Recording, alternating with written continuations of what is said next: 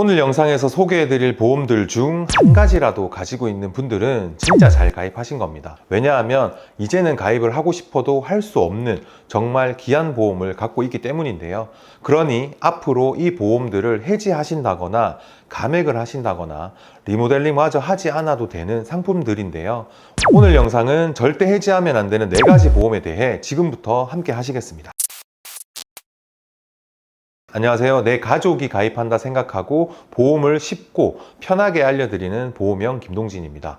많은 분들이 보험을 가입하고 해지하고 여러 번의 리모델링을 반복하시면서 다양한 보험들을 경험하고 있습니다. 특히 예전에 가입한 보험들을 이거 너무 오래됐고 보장이 요즘 판매되는 보험보다 좁은 것 같은데 하시면서 감액을 하시거나 해지를 하시고 새로운 보험 상품으로 바꾸시는 분들 많으시죠? 그런데 오늘 제가 말씀드릴 4가지 보험 중 하나라도 가지고 있다면 그 보험은 절대 제발 그대로 유지하시길 바랍니다. 왜냐하면 이 보험들은 지금은 가입 자체가 불가능하고요. 보장 범위나 보장 금액 면에서 현재 판매되는 상품과는 비교가 불가한 보험들이기 때문입니다. 보장 분석을 하다 보면 저희 설계사들도 이 보장은 앞으로 다시는 안 나올 조건이다라고 얘기할 만큼 정말 귀하고 귀한 보험들입니다. 그런데 이런 보장들을 모르고 해지하거나 감액을 하시고 나중에 알게 된다면 정말 많은 후회를 하실 수 있는데요. 그러면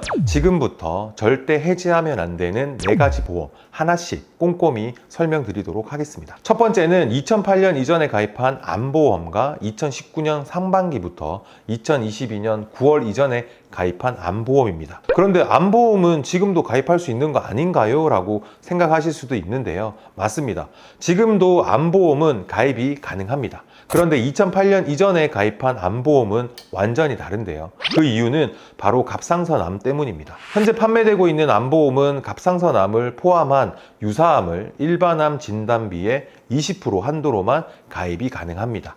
예를 들어 암 진단비가 5천만 원이면 유사암 진단비는 1,000만 원 한도로만 구성이 가능하죠. 그런데 2008년 이전에 판매된 암보험은 유사암의 정의가 지금과 다르고 갑상선암이 유사암에서 빠져 있었기 때문에 일반암으로 보상을 받을 수 있었습니다. 증권을 보시면 기타 피부암, 상피내암, 경계성 종양 등 현재 말하는 유사암에 해당하는 보장 내용이 명시되어 있지만 갑상선암은 따로 분리되어 있지 않죠.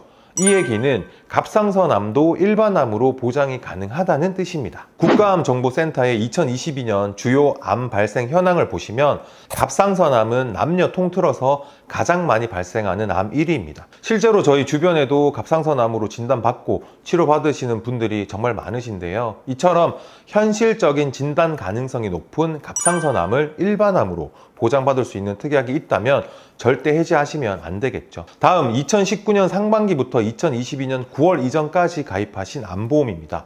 이 시기 암보험은 유사암과 일반암의 가입 금액을 1대1로 맞출 수 있었던 마지막 시기였는데요. 즉, 암 진단비 5천만 원을 가입을 하시면 유사암 진단비도 5천만 원으로 가입이 가능했던 거죠. 하지만 2022년 9월 1일부터는 일반암의 50% 한도, 10월 1일부터는 20% 한도로 제한되면서 지금까지 그 기준이 유지되고 있습니다. 따라서 이 시기에 암보험을 가입하신 분들은 지금 구성으로는 절대 동일하게 가입할 수 없습니다. 이 보험을 해지하시면 유사암 진단비가 절반 혹은 5분의 1로 줄어들게 되는 거고 손해만 보실 수밖에 없겠죠. 그렇기 때문에 절대 해지하시면 안 됩니다. 두 번째로 일상생활 배상 책임 특약, 그 중에서도 2009년 8월 이전에 가입된 상품입니다. 일상생활 배상 책임 특약, 그건 지금도 가입이 가능하지 않나요? 맞습니다. 지금도 판매되고 있고 가입도 가능하신데요. 그런데 2009년 8월 이전 특약은 지금 판매되는 특약과 결정적인 차이점이 있습니다. 첫 번째 차이점은 바로 자기부담금입니다. 2009년 8월 이전 특약은 자기부담금이 단돈 2만 원이었습니다. 하지만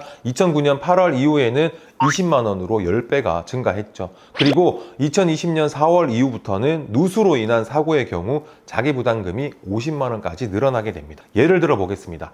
자전거를 타고 가다가 실수로 주차된 차량을 긁었습니다. 차량 수리비로 40만 원이 발생했다면 2009년 8월 이전 특약의 경우라면 자기부담금을 2만 원만 내면 나머지 38만 원은 보험사에서 보상을 해줍니다. 그런데 2009년 8월 이후 가입된 특약은 자기부담금 20만 원을 부담해야 합니다. 사고는 예고 없이 없이 일어나는 만큼 이런 자기부담금의 차이가 실질적인 체감 비용으로 느껴지시게 될 겁니다. 그리고 두 번째 차이점은 갱신 여부입니다. 2009년 8월 이전에 가입된 일상생활 배상책임 특약은 비갱신형으로 보험료가 오르지 않는 구조입니다. 하지만 그 이후의 상품들은 3년 또는 5년 갱신형으로만 가입이 가능했고요.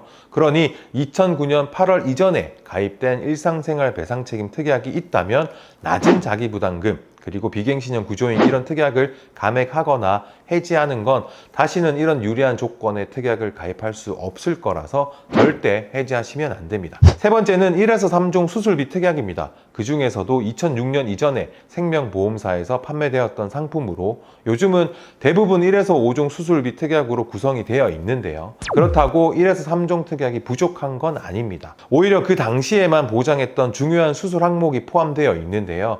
주목해야 할 건 2종 수술비에서 보장되었던 골 이식 수술비입니다. 요즘 판매되는 1에서 5종 수술비는 보장 범위는 넓어졌지만 골 이식 수술을 비롯한 일부 항목은 아예 빠져 있습니다. 즉, 더 이상 골 이식 수술은 수술비 특약에서 보장하지 않겠다는 뜻이죠. 치과에서 임플란트를 하실 때 턱뼈가 약하시거나 뼈의 밀도가 낮은 경우에는 치조골 이식 수술을 진행하게 되는데요. 이 골 이식 수술이 바로 예전 2종 수술비 특약에서 보장이 가능했던 조건입니다. 게다가 이 수술비는 1회당이 아닌 한 개당 보장이 되기 때문에요. 임플란트를 여러 개 하는 경우에는 보장을 중복으로 받을 수 있는 지급 조건입니다. 요약하면 골 이식 수술비를 보장하는 지금은 더 이상 가입이 불가능한 2006년 이전 1에서 3종 수술비 특약이 있으시다면 절대 해지하시면 안 됩니다. 마지막 네 번째는 많이들 들어보신 상해의료비 특약으로 2009년 7월 이전에 가입했던 1세대 실손의료비입니다. 이 보험은 실손보험 표준화 이전에 판매된 보험으로 지금은 누구도 다시 가입할 수 없는 보험인데요. 표준화 이전 실손보험은 보험사마다 보장 금액의 한도가 제각각이었습니다. 그 중에서도 상해의료비 특약은 지금의 상해 입원 특약, 상해 통원 특약을 하나로 통합한 형태의 특약이었죠. 이 특약은 입원이든 통원이든 구분 없이 100만 원에서 최대 1000만 원까지 보장 금액을 설정할 수 있었고요. 자기 부담금도 없었습니다. 지금 실손보험과는 비교할 수 없을 만큼 보장 범위도 넓고 조건도 매우 유리했고요. 가장 실용적인 부분이 바로 중복 보상 조건입니다. 예를 들어서 자동차 사고가 발생했을 경우 자동차 보험에서 치료비를 보장받게 되죠. 하지만 이 상해 의료비 특약이 있다면 치료비의 50%를 추가로 중복 보장을 받을 수 있습니다. 또한 이 특약은 한의원 치료, 급여, 비급여 포함, 그리고 상해로 인한 치과 보철 및 임플란트 치료까지도 보장이 가능한데요. 2009년 7월 이전에 가입한 자기 부담금이 없는 중복 보상 가능한 한방 치과까지 보장되는 상해 의료비 특약이 있다면 그 보험은 다시는 가입할 수 없는 1세대 실비이기 때문에 무조건 유지하시는 게 좋을 것 같습니다. 이렇게 해지하면 안 되는 4가지 보험에 대해서 안내 드렸습니다. 혹시 오늘 안내 드린 보험 중에 가입되어 있는 특약이 있으신가요? 그렇다면 가급적 되도록이면 해지하지 마시고 꼭 유지하시기를 바라고요.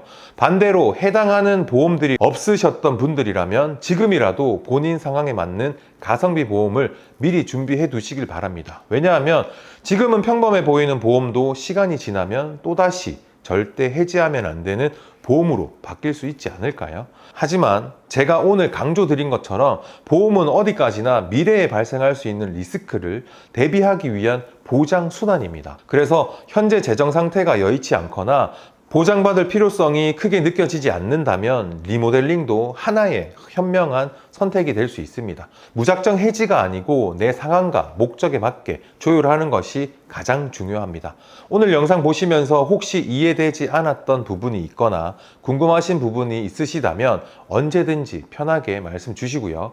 보험 상담이 필요하신 분들도 부담 없이 연락 주시면 최대한 쉽고 정확하게 도와드리겠습니다. 그럼 전 다음 영상에서 더 좋은 정보로 찾아뵙겠습니다. 지금까지 시청해주신 여러분 진심으로 감사합니다. 본 광고는 광고 심의 기준을 준수하였으며 유효기간은 심의일로부터 1년입니다.